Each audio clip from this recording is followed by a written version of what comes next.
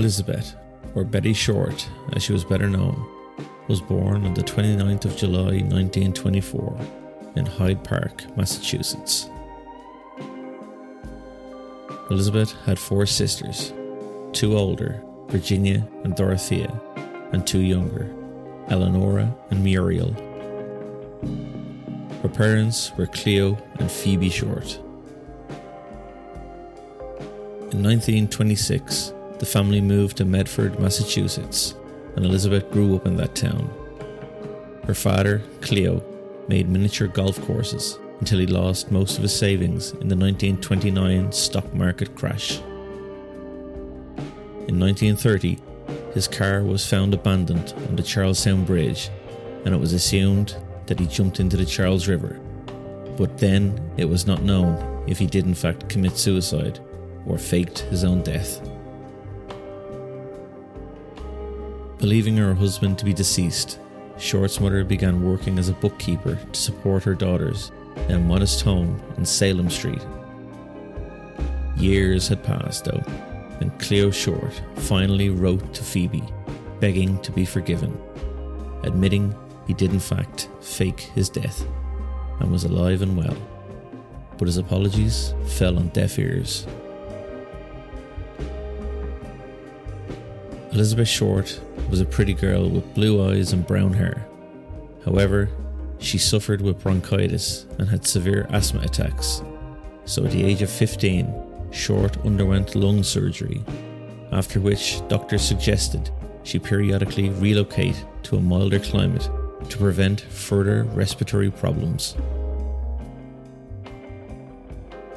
Short's mother sent her to spend winters in Miami, Florida, with family friends for the next 3 years, where she worked as a waitress. Elizabeth returned to Medford in the spring. She would end up going between Medford and Florida in 1941 and 1942. At the end of 1942, when she was 18, Elizabeth moved to California to stay with her father. However, they did not get on, which wasn't a big surprise considering the lengths he went to avoid providing for them. Due to these arguments, Elizabeth ended up moving out. In January 1943, Elizabeth got a job as a civilian clerk at Camp Cook, an army camp 10 miles north of Lompoc.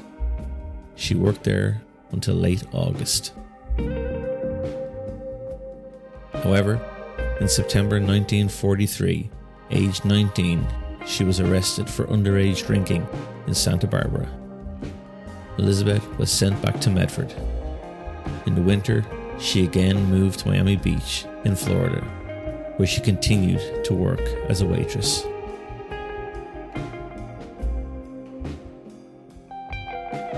Despite her conviction for underage drinking, as an adult, Elizabeth did not drink or smoke.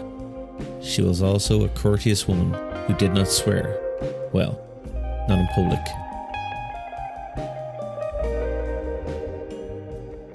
At the end of December 1944, Elizabeth Short met Major Matthew M. Gordon in Miami Beach.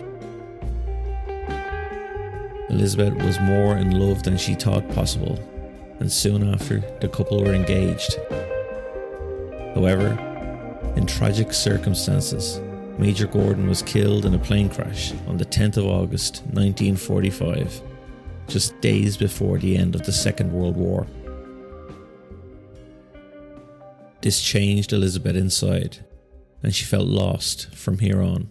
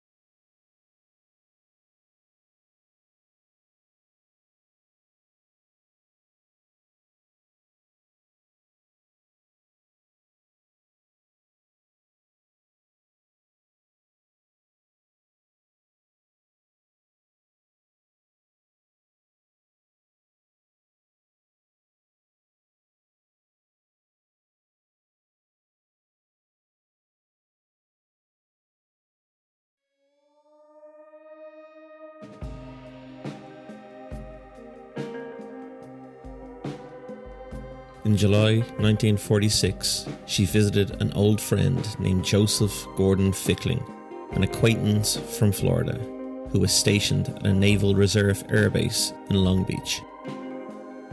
Short spent the last 6 months of her life in Southern California, mostly in the Los Angeles area, and rented a room behind the Florentine Gardens nightclub on Hollywood Boulevard. Elizabeth then stayed in hotels and people's homes, never staying anywhere for very long. Unfortunately, being homeless made Elizabeth vulnerable. In December 1946, Elizabeth went to San Diego. On the 8th of January 1947, a man named Robert Manley, known as Red because of the colour of his hair, offered to drive her to Los Angeles. They spent the night in a motel, but Manley was adamant they did not sleep together.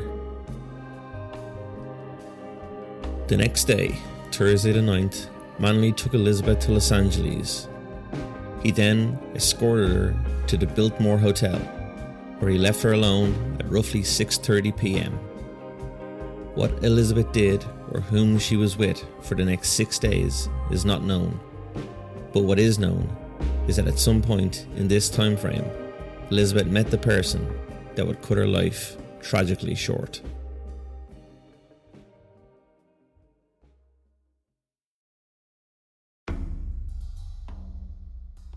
On the morning of January 15th, 1947, Short's naked body was found in a vacant lot on the west side of South Norton Avenue, midway between Coliseum Street and West 39th Street, in the neighbourhood of Laymare Park, where she had been severed into 2 pieces.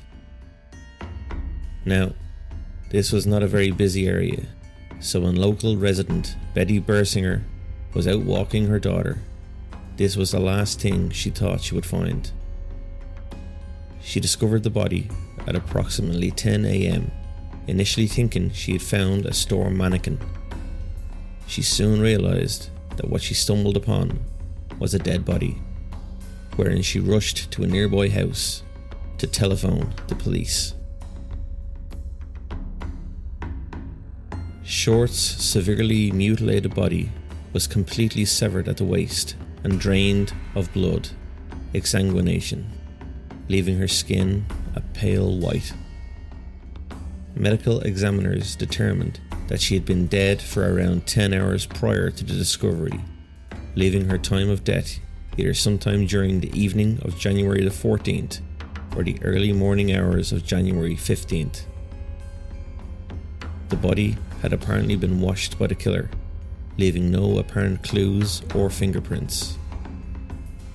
Short's face had been slashed from the corners of her mouth to her ears, giving her a Chelsea grin. She had several cuts on her thigh and breasts, where entire portions of flesh had been sliced away. The lower half of her body was positioned a foot away from the upper, and her intestines had been tucked neatly beneath her lower body. Her body had been posed, with her hands over her head, her elbows bent at right angles, whilst her legs were spread apart. Upon the discovery, a crowd of passerbys and reporters began to gather. Los Angeles Herald Express reporter Aggie Underwood was among the first to arrive at the scene and took several photos of the corpse and the crime scene. Near the body, detectives located a heel print on the ground amid the tire tracks, and a cement sack containing watery blood was also found nearby. On January 16th followed the autopsy of Elizabeth Short, where it was disclosed that there were ligature marks on her ankles, wrists and neck, and an irregular laceration with superficial tissue loss on her right breast. The pathologist, Frederick Newbar, also noted lacerations on her right forearm, upper left arm, and the low left side of her chest. The body had been completely cut in half by a technique taught in the 1930s called hemicorporectomy, where the lower half of her body had been removed by transecting the lumbar spine between the second and third lumbar vertebrae, severing the intestine and the duodenum. It was noted there was very little bruising along the incision line, suggesting it had been performed post-mortem. The cause of death was determined to be hemorrhaging from the lacerations in her face and the shock from blows to her head and face. Byrne noted the possibility of rape due to dilation of certain cavities, but tests came back negative for male sperm. Elizabeth's father, Cleo Short, was contacted after her fingerprints were taken, and they found her identity on file from her previous arrest, but refused to identify the body of his daughter at the morgue. That task was left to her mother, Phoebe. Her father also refused to attend her funeral. A massive investigation began. As the last person to see Elizabeth Short alive, Red Manley was an obvious suspect. However, he passed 2 lie detector tests, and he had an alibi. Red Manley died in 1986 and proclaimed his innocence until the end.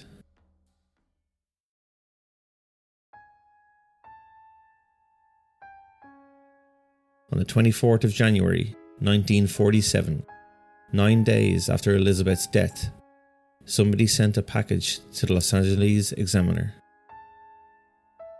It contained Elizabeth Short's birth certificate, social security card, photos, a newspaper clipping about Matt Gordon, and an address book belonging not to Elizabeth but to an acquaintance of hers named Mark Hansen, with some of its pages torn out. Also in the package was a message made up of words cut from newspapers. It said, "Here is Dhalia's belongings," and "Letter to follow." These items were soaked in gasoline to remove fingerprints. It seems the killer revelled in his notoriety.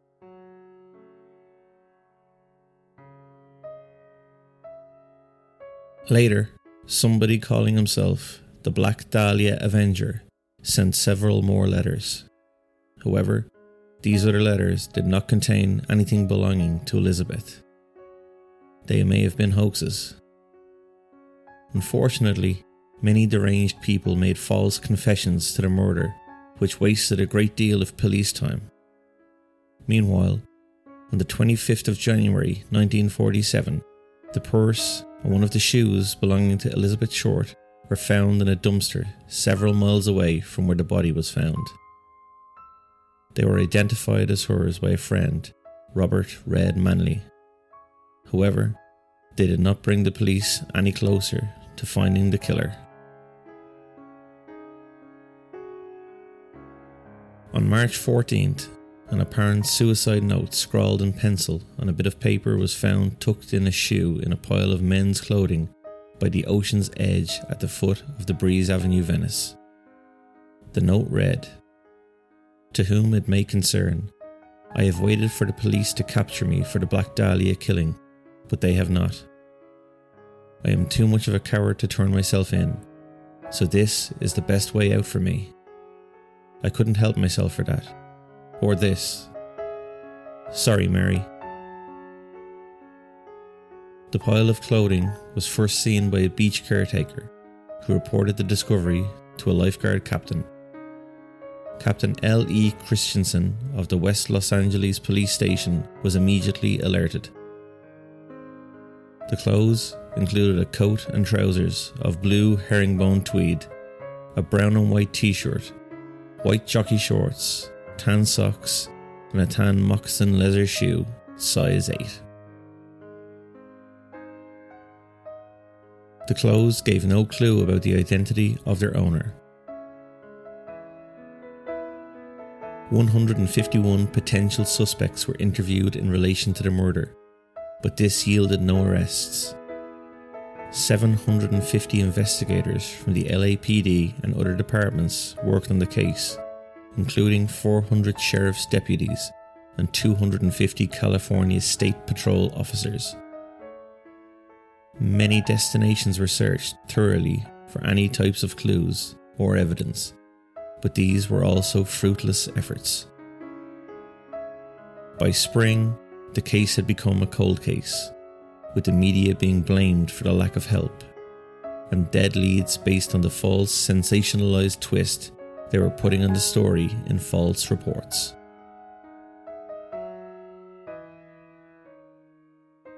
It was suggested that there was a connection between the short murder and the 1946 murder and dismemberment of 6-year-old Suzanne Degnan in Chicago, Illinois.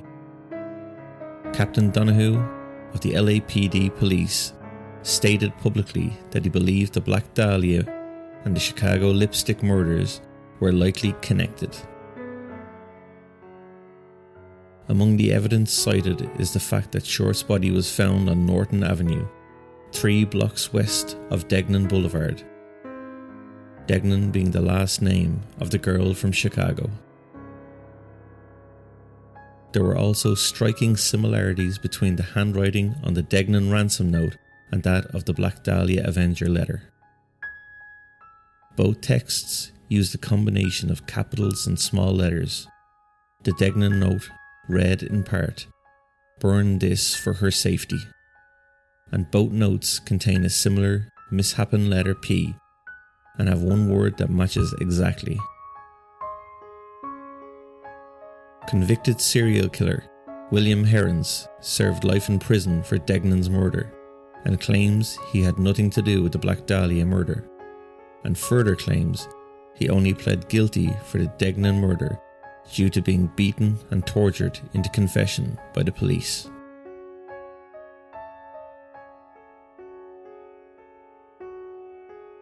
Whoever killed Elizabeth is now almost certainly dead too, and it's unlikely we will ever know who he or she was.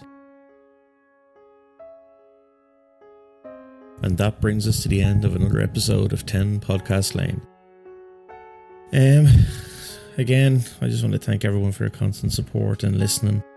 It would really mean a lot if you could leave an 5-star review on Apple Podcasts and 5 stars on Spotify as well. Hopefully, I'm not sure how it works, but that'll boost me up the algorithms.